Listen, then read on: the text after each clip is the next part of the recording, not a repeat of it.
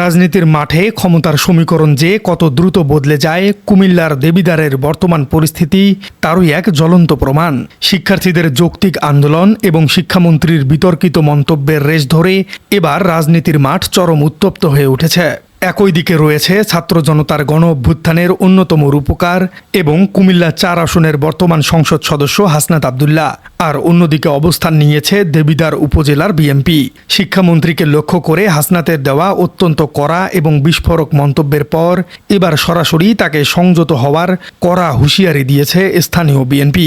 ঘটনা ঘটেছে, এটাকে নিয়ে যে উনি বাড়াবাড়ি কোনো বক্তব্য না দেন। উনি বিরোধী দলে আছেন, উনি তাদের পক্ষে কথা বলতে পারেন। আমি বলি যে এই কথাবার্তাটা যেন সহনশীল পর্যায়ে থাকে। উস্কানি ওনার সংসদ সদস্যের যে কার্যক্রমগুলি উনি স্বাভাবিকভাবে চালিয়ে যাক। উনি যদি এই ধরনের বক্তব্য দিতেই থাকে, আমরা তো আর বসে থাকবো না, কারণ আমরা শহীদ প্রেসিডেন্ট জিয়া রহমানের সৈনিক।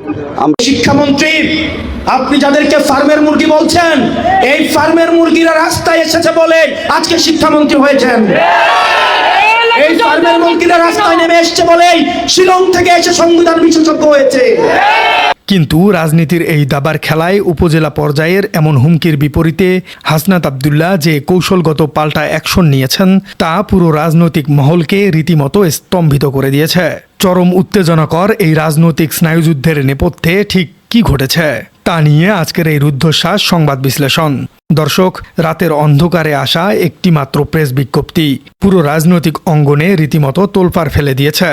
গত বুধবার রাত 10টায় দেবিদ্বার উপজেলা বিএনপির দলীয় প্যাডে অত্যন্ত কড়া ভাষায় একটি সতর্ক বার্তা ইস্যু করা হয়। সেই সহযোগিতার সুযোগে সে যদি এই আন্দোলনকে বেগবান করতে চায়, আমরা বিএনপিতে আন্দোলনকে মোকাবেলা করার জন্য প্রস্তুত আছি। আমরা জুলাইয়ের আন্দোলনের মধ্যে দিয়ে আজকে আমরা এখানে ক্ষমতায় এসেছি। উনি দেবিদ্বারের সংসদ সদস্য হয়েছেন, তাই আমরা চাই স্বাভাবিকভাবে চালিয়ে যাক। উনি যদি এই ধরনের বক্তব্য দিতেই থাকে, আমরা তো আর বসে থাকবো না, কারণ আমরা শহীদ প্রেসিডেন্ট জিয়া রহমানের সৈনিক, আমরা দেশনায়ক তারেক রহমানের সৈনিক। আমরা যেখানে বিএনপিকে নিয়ে কেউ পানি ঘোলা করে মাছ শিকার করবে, এই সুযোগ আমরা দিব না। আমরা ওনাকে বলবো, ওনাকে অনুরোধ করব, উনি সংসদ সদস্য। উপজেলা বিএনপির আহ্বায়ক মোহাম্মদ জসিমউদ্দিন এবং সদস্য সচিব মোহাম্মদ আবুল কালাম আজাদ স্বাক্ষরিত এই প্রেস বিজ্ঞপ্তিতে সরাসরি সংসদ সদস্য হাসনাত আব্দুল্লাহকে নিশানা করা হয়। সেখানে স্পষ্ট ভাষায় বলা হয়, চলমান এইচএসসি পরীক্ষা এবং শিক্ষার্থীদের আন্দোলন ঘিরে যে ঘোলাটে পরিস্থিতির সৃষ্টি হয়েছে তা নিয়ে একটি বিশেষ মহল ফায়দা লোটার চেষ্টা করছে। শিক্ষার্থীদের ব্যবহার করে কেউ যদি ভিন্ন কোনো রাজনৈতিক উদ্দেশ্য হাসিলের চেষ্টা করে তবে তা কঠোর হাতে প্রতিহত করা হবে। শিক্ষামন্ত্রীর উদ্দেশ্য করে হাসনাতের দেওয়া বক্তব্যকে অশালীন এবং অসৌজন্যমূলক আখ্যা দিয়ে তাকে অবিলম্বে সংযত ভাষায় কথা বলার নির্দেশ দেওয়া হয়েছে ওই বিজ্ঞপ্তিতে। স্থানীয় বিএনপির এই হঠাৎ ক্ষোভের পেছনে লুকিয়ে আছে এক অন্যরকম রাজনৈতিক হিসাব নিকেশ। উপজেলা বিএনপির আহ্বায়ক মোহাম্মদ জসিমউদ্দিন গণমাধ্যমের সামনে দাবি করেছেন, শিক্ষামন্ত্রী তার অনাকাঙ্ক্ষিত বক্তব্যের জন্য ইতিমধ্যেই সংসদে দুঃখ প্রকাশ করেছেন এবং ক্ষমা চেয়েছেন। তার মতে, শিক্ষামন্ত্রী যখন নিজের ভুল স্বীকার করে নিয়েছেন তখন এই বিষয়টি নিয়ে নতুন করে রাজনীতি করার কোনো সুযোগ নেই। কিন্তু হাসনাত আব্দুল্লাহ শিক্ষামন্ত্রীকে নিয়ে একের পর এক কড়া মন্তব্য করে পরিস্থিতিকে ইচ্ছাকৃতভাবেই ঘোলাটে করার চেষ্টা করছেন বলেই দাবি করছেন তিনি। জসিমউদ্দিনের অভিযোগ, এই ধরনের বক্তব্যের মাধ্যমে মূলত কোমলমতি শিক্ষার্থীদেরকে উস্কে দেয়া হচ্ছে। জুলাইয়ের গণ অভ্যুত্থানের মধ্য দিয়ে সৃষ্ট বর্তমান রাজনৈতিক পটভূমিতে বিএনপি সবার সাথেই সহযোগিতা করে চলতে চায়। তার মতে, সেই সহযোগিতার সুযোগ নিয়ে যদি কেউ আন্দোলনকে ভিন্ন খাতে প্রবাহিত করতে চায় তবে বিএনপি রাজপথে তা মোকাবেলা করতে সম্পূর্ণ প্রস্তুত। হুঁশিয়ারির মাত্রা এতটাই চরম পর্যায়ে পৌঁছেছে যে সরাসরি দাঁত ভাঙা জবাব দেবার কথাও বলা হয়েছে এই প্রেস বিজ্ঞপ্তিতে। দেবিদ্বার উপজেলা বিএনপির সদস্য সচিব আবুল কালাম আজাদ অত্যন্ত ক্ষুব্ধ প্রক্রিয়ায় ব্যক্ত করে জানিয়েছেন, হাসনাত আব্দুল্লাহর এই ধরনের বক্তব্য দেবিদ্বারের সাধারণ মানুষের আত্মসম্মানের সাথে সরাসরি জড়িত। দর্শক, দর্শক, এত বড় হুমকির পরেও হাসনাত আব্দুল্লাহর নীরবতাই হলো রাজনীতিতে তার সবচেয়ে বড় পাল্টা অ্যাকশন। যে কোনো সাধারণ রাজনীতিবিদ এমন হুমকির পর হয়তো পাল্টা প্রেস কনফারেন্স করতেন বা স্থানীয় নেতাদের সাথে বাকবিতণ্ডায় জড়িয়ে পড়তেন, কিন্তু হাসনাত আব্দুল্লাহ ঠিক এই জায়গাটিতেই নিজের রাজনৈতিক প্রজ্ঞার প্রমাণ দিয়েছেন।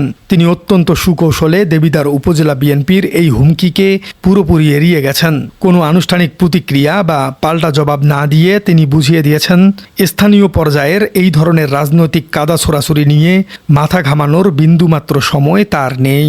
কারণ তিনি খুব ভালো করেই জানেন, একজন সাধারণ এমপি থেকে তিনি আজ অনেক উপরে উঠে গেছেন।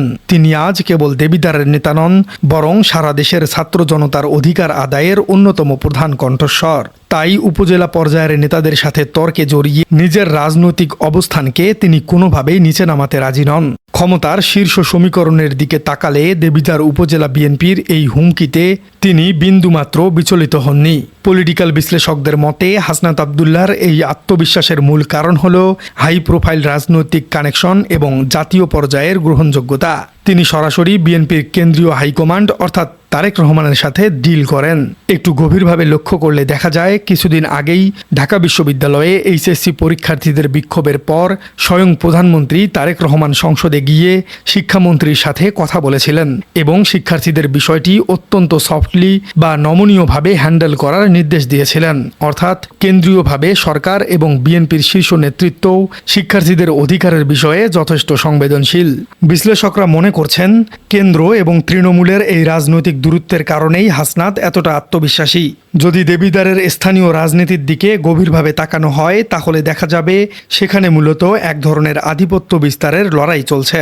দীর্ঘদিন ধরে যারা স্থানীয় রাজনীতি নিয়ন্ত্রণ করে আসছেন, হঠাৎ করেই জাতীয় পর্যায়ের একজন তরুণ নেতার আকস্মিক উত্থান তাদের জন্য বড় ধরনের অস্বস্তির কারণ হয়ে দাঁড়িয়েছে। রাজনৈতিক পর্যবেক্ষকরা বলছেন, উপজেলা বিএনপির এই প্রেস বিজ্ঞপ্তি মূলত নিজেদের রাজনৈতিক অস্তিত্ব টিকিয়ে রাখার একটি মরিয়া চেষ্টা।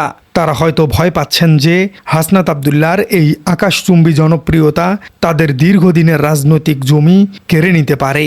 তবে হাসনাত আব্দুল্লাহ অত্যন্ত সতর্কতার সাথে নিজের রাজনৈতিক ঘুঁটি সাজাচ্ছেন। তিনি কোনোভাবেই চাইছেন না সাধারণ মানুষের কাছে তার পরিচ্ছন্ন ভাবমূর্তি ক্ষুণ্ণ হোক। তাই তিনি স্থানীয় নেতাদের ফাঁকা আওয়াজে কান না দিয়ে সরাসরি সাধারণ মানুষের অধিকার এবং দাবির পথে রাজপথে সরব হয়েছেন। বিশ্লেষকদের মতে তার এই নীরব অথচ কৌশলী অবস্থানটি অত্যন্ত সময় উপযোগী এবং কার্যকর।